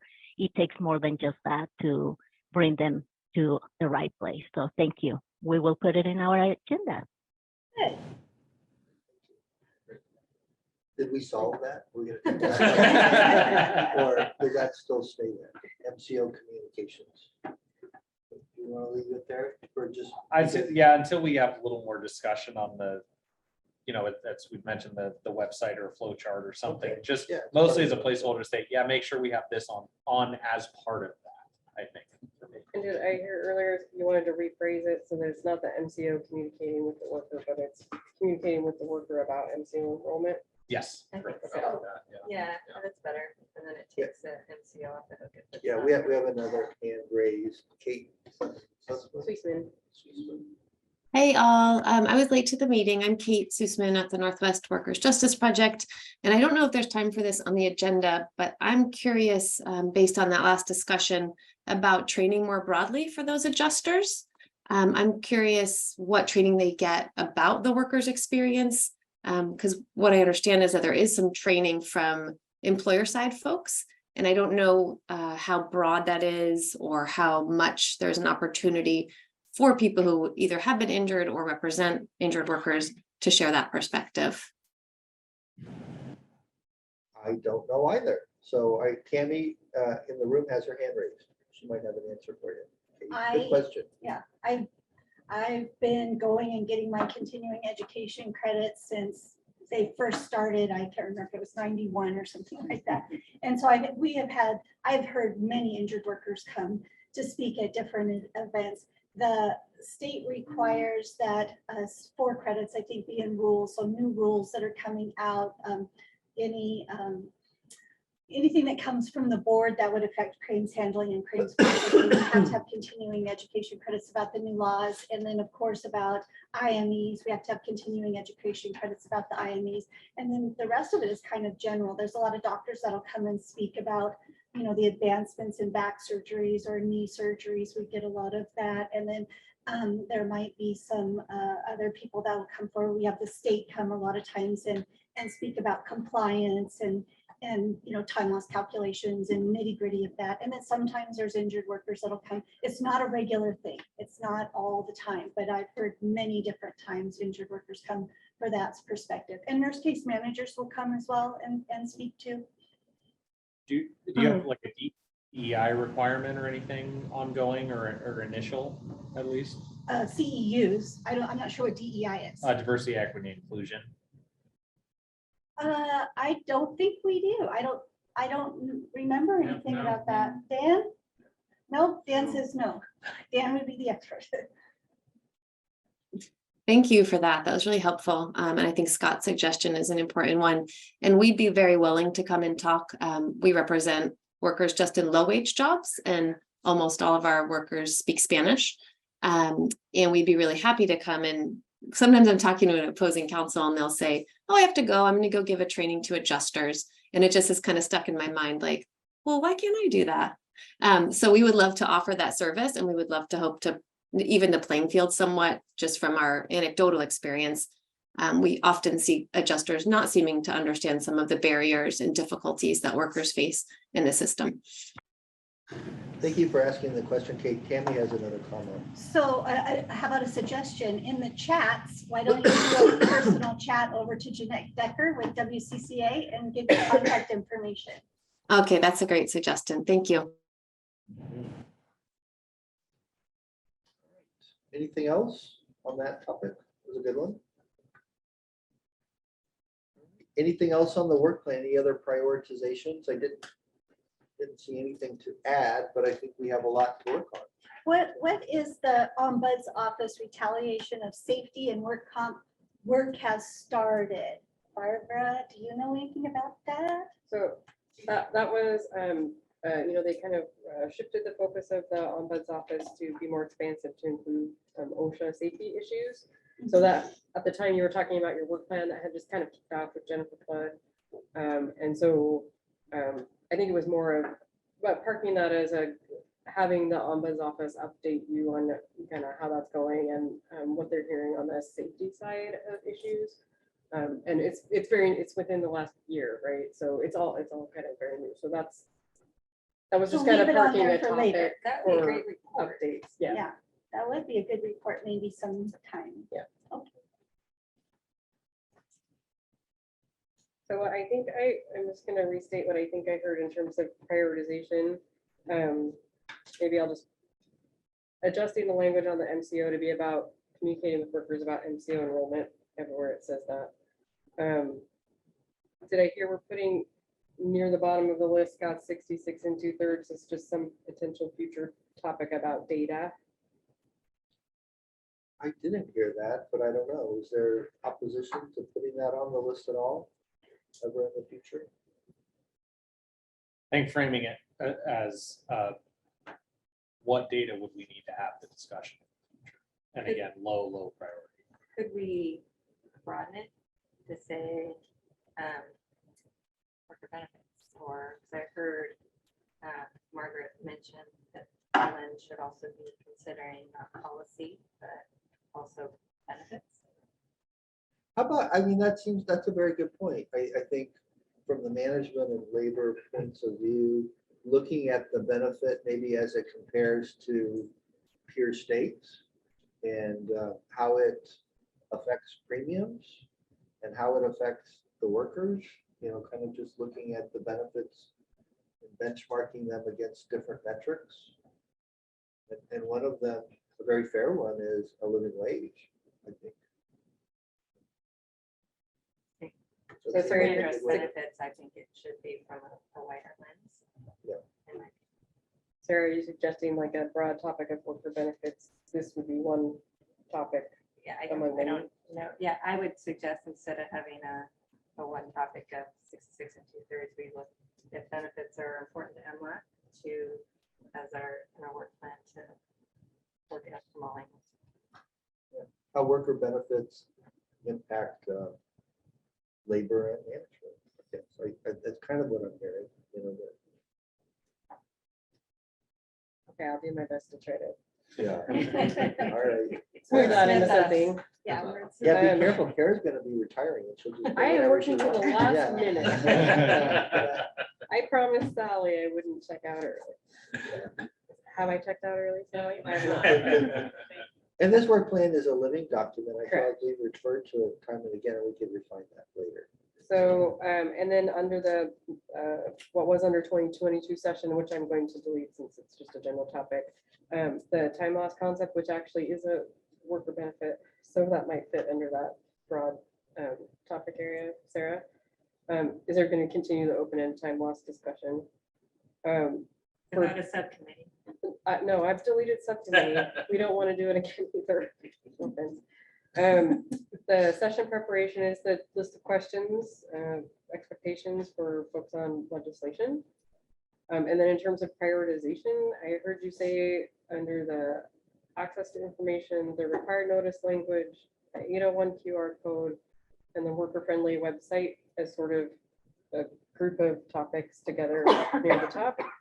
And kind of maybe co-equal is the checklist preparing for legislation. Yeah, I think that the one that Sally said, kind of sounds like it was ready to go, right, put that first.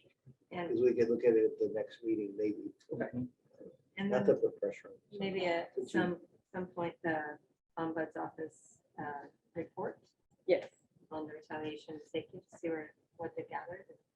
Barb would be happy to talk about that. She's nodding. Not today. Not today. Does that sound like, oh, sorry, Tammy. No, I'm moving on. I thought you were done. You go Okay, right ahead. I'm Finish just up. making sure You that I caught finish. does that sound like what we talked about? Yes. Okay. Can you prioritize them so we see them at the top, even just those bullets? Yes, I'm gonna maybe? move things around. So I'll send out a revision marked version and a clean version. For those who prefer either version. And we'll get that to you for whatever your next meeting is. Can you include Sarah in that? Yeah, Sarah's getting courtesy copies of everything that we're Okay, doing. okay, good. Until she's like Peter Pan, if we will. So, okay, thank you. Yeah, thank you for pausing there. One other thing, I don't know if it belongs on the work plan or not, but we had a discussion offline with management people about these meetings, and did we have a preference for them to be virtual or in person? And what does the caucus want? I mean, it seems as though the hybrid meetings have worked well and they tend toward remote.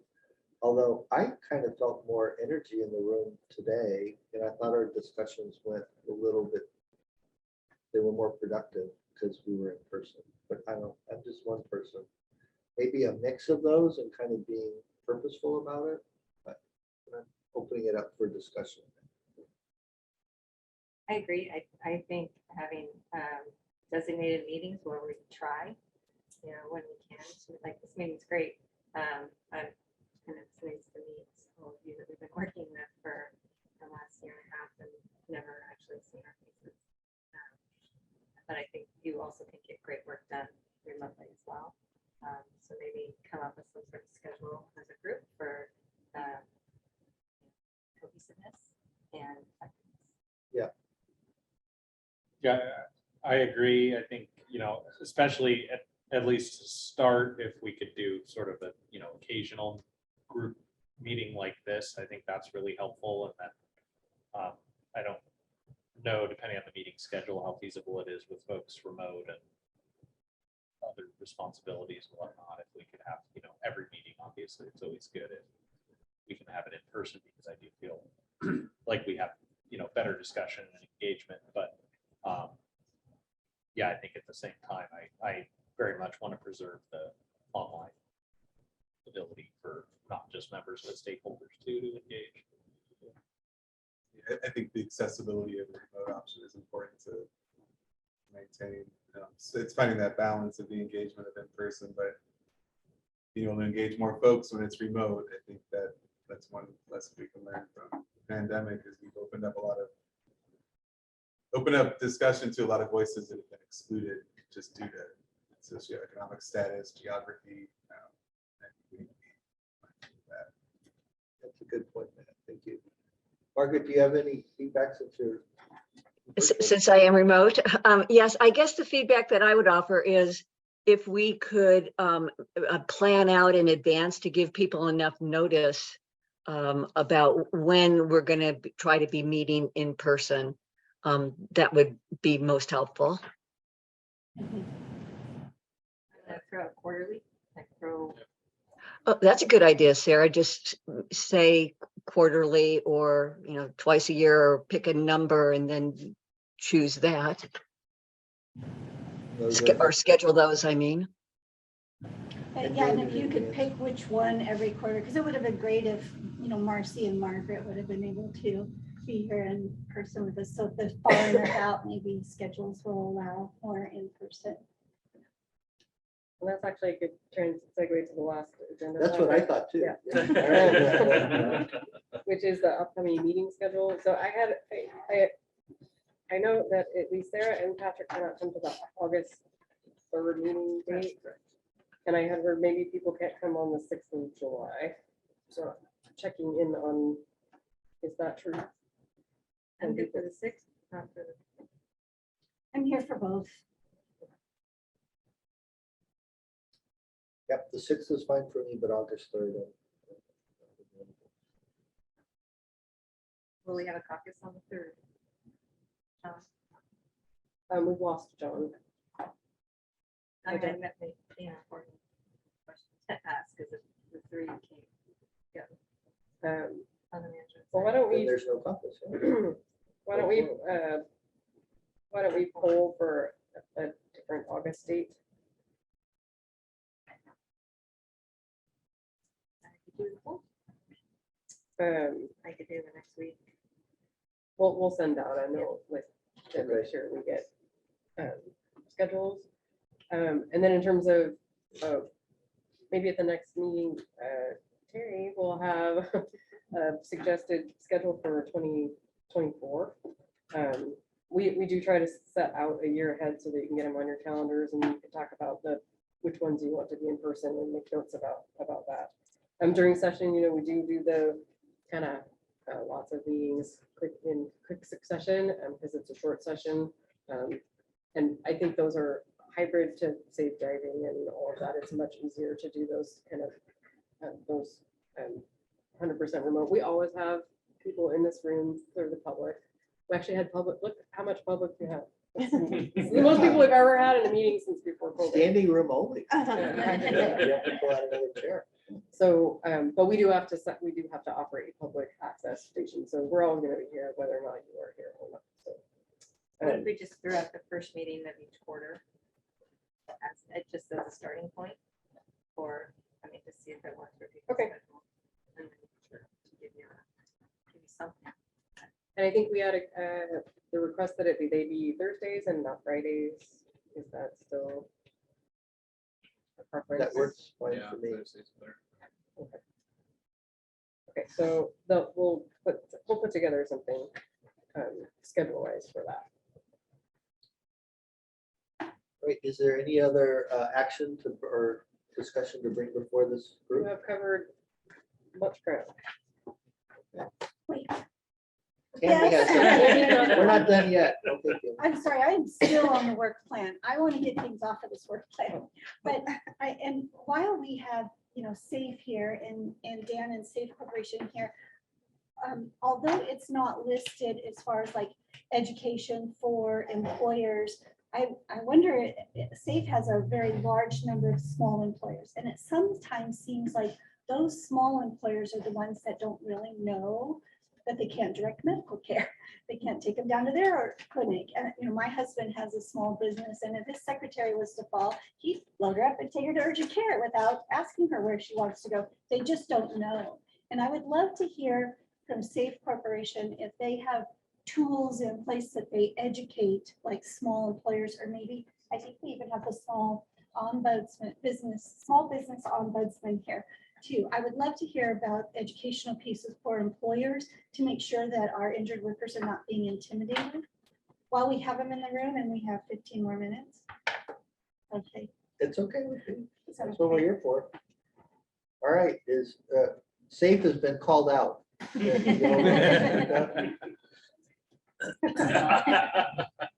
Come on, Schmeling, you know you love it.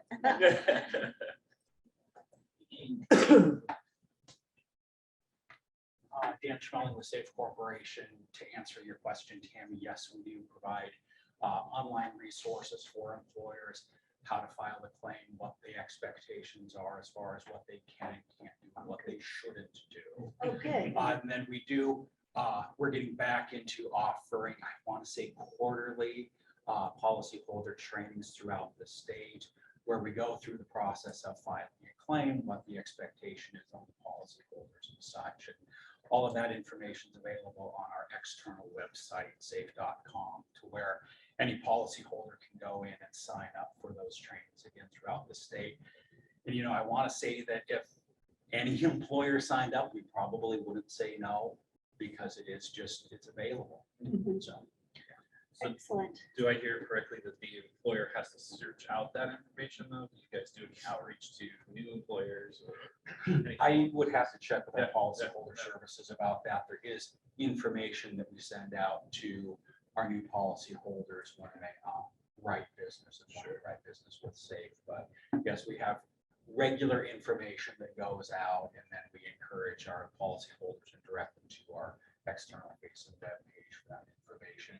It's laid out like employers look at this, workers look at this, medical providers look at this, so it directs them to that information that would be most relevant to what they need. Awesome. Thank you. Wonderful. Thank you very much. I was hoping you guys had that. Question two, I know it's really helpful a lot of times dealing with directing workers to BOLI in particular, and they have the very good breakdown of kind of, you know, information for workers, information for employers, and it's not only the information that one would be seeking, but it's also phrased in a way that's maybe more comprehensible or culturally similar to how one would expect to find that information. I would encourage too, as much as can be done collaboratively is helpful. I know that some of the most productive safety discussions that we had were led by the insurer at my job where I was injured. After a couple injuries, kind of a little spate of injuries, the employer had reached out, and the insurer had their industrial hygienist, is that, or the term, come in and do trainings, and it was a collaborative training where both workers and managers were present, kind of receiving. So everybody was receiving the same information. If there were questions from either side, they were addressed in front of everybody so that everybody had the same takeaway and was on the same page. And I think that that was really, really helpful. And I think accessibility of information, it's really helpful to make sure that it's relevant to what you want. But I think a lot of times, especially in a digital context, we tend to get pigeonholed. So as much as we can have that sort of collaborative information for everyone, or make sure everyone's getting the same information, it's helpful too, to kind of strike that balance. I know SAFE does a lot of that already, but I think just more to kind of make that point to everybody in the room, and small business folks in particular, that it doesn't, you know, when the injury occurs, it's a zero-sum game after that. But before that point, we can have win-win scenarios where we're preventing those injuries.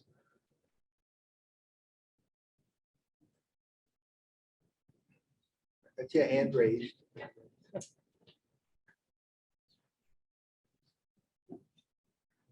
I'm Barbara Anderson, the Ombuds for Oregon Workers. I actually was just thinking when we were listening to you talk about employers needing some training and maybe some additional training for the claims adjusters. The Ombuds team is very willing to come out anywhere and provide training on workers' rights and responsibilities and the claims process. So if any employers are interested in having us come out or do some virtual training, we've gone out to some physical therapy facilities to provide training to injured workers, and we do have some bilingual staff as well. So. Okay, great, thank you for that resource. Good question. I'm glad you sent this. Sorry, I just wanted to get into some of the. I see another. Good. The floodgates have opened. I'm Dave Walkie, Small Business Ombudsman. I think you had a question about whether we have any specific programs and outreach with regards to training small employers about claims and their responsibilities. And well, no, we don't have anything specific to that. Workers' comp is a very complex subject. There's a whole nother area of workers' comp where small employers are more focused on. It's the cost, classifications, experience modifications, subjectivity, payroll. By the time we get through that, they're exhausted and they don't want to listen to it anymore. besides that, I think a lot of them don't ever feel like they're gonna have a claim. And so they're getting coverage in order to fulfill their statutory requirement to have coverage. That's not to say that we couldn't expand our outreach to include something and there are brochures that we have that we can share with our constituents, and then we have our workers' comp division partners and BARB in particular that we can refer them to, and we work with the CCB as an example. We do training for new construction contractors and instructing them about what their rights and responsibilities are. We can certainly include some claims information also. Do you feel like most of your small businesses are most of them insured with Safe Corporation, or do you have some self-insured employers? Well, we don't work with self-insured employers, but we do work with a lot of Safe policyholders. But for example, the assigned risk plan is serviced by Safe, Liberty, and Travelers. So we do get questions from other policyholders that are insured with other companies. Would you ever consider like just a kind of a quick one sheet for small businesses, referring them to Safe's educational tools for what to do if they have an injury and what not to do, what they're not allowed to do? Just a one sheet that you distribute to your people? Well, I have great respect for Safe.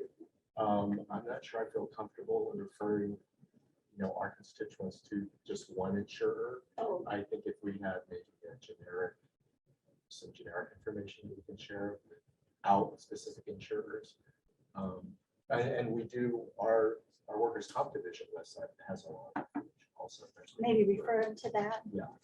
Kind of what I almost want to say, this is what you cannot do, and teach them that Right. as the biggest thing to Yeah. teach them. Yeah. Okay. Well, if I may. Yeah, of course. Yeah, I don't know too, but it sounds like this might be another example of the kind of wayfinding of, so you're opening a business, checklist of rights. So you've hired your first employee, checklist of, even do's and don'ts kind of a thing. So there's been an injury on the job site, so wherever it is that you are in that point, that you can look up and have kind of immediately relevant information right there, similar to the employees as well. Possibly. I don't know if that would be helpful. Did you have anything to share? Boy, we'll work our way through everybody. Yeah. Hi, my name is Caitlin Breckbaum. I'm this assistant small business ombudsman.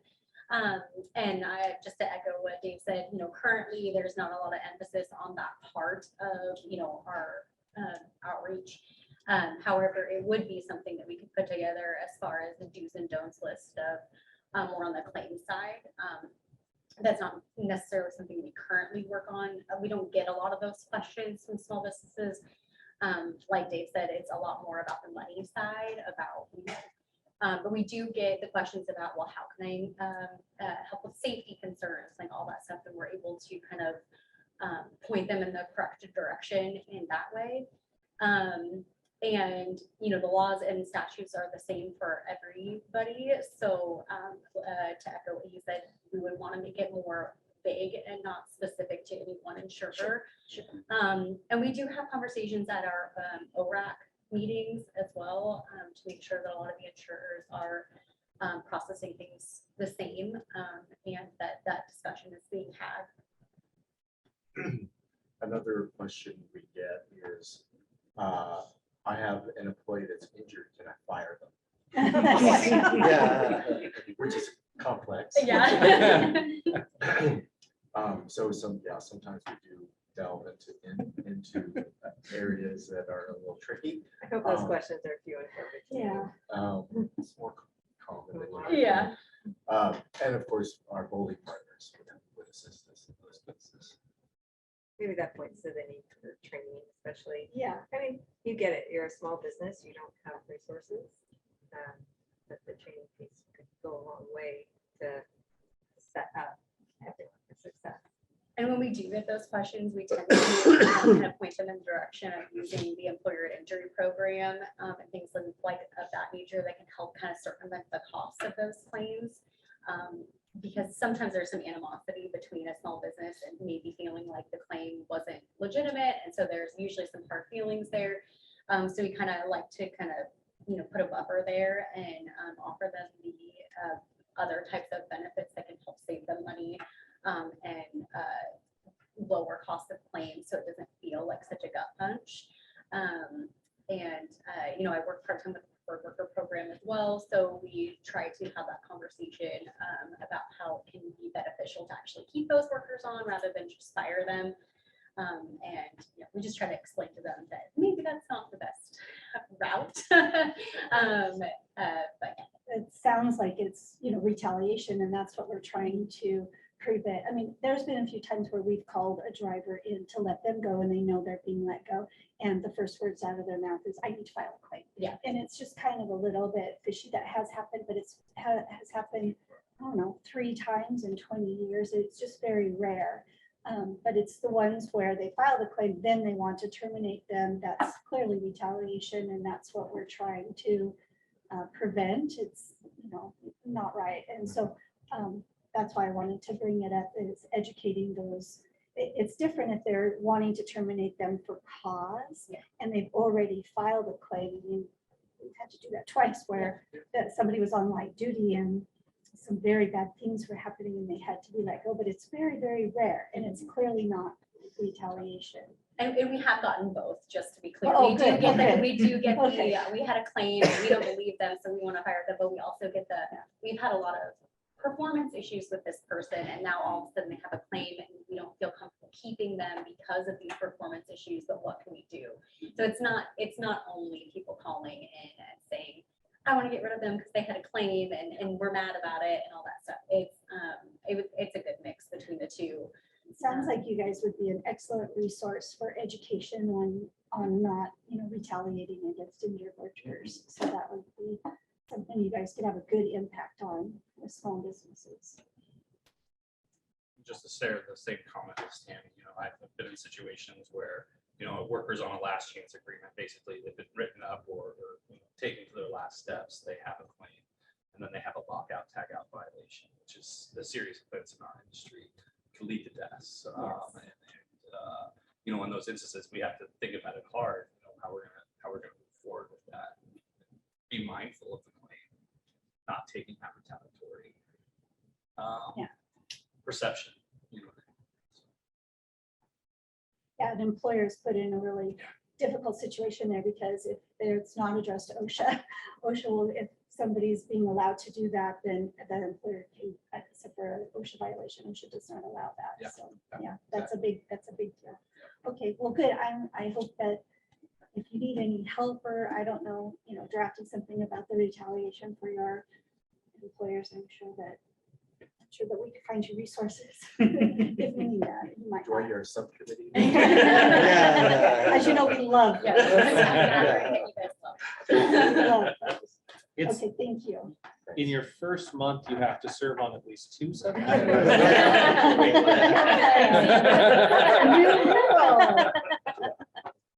Thank you.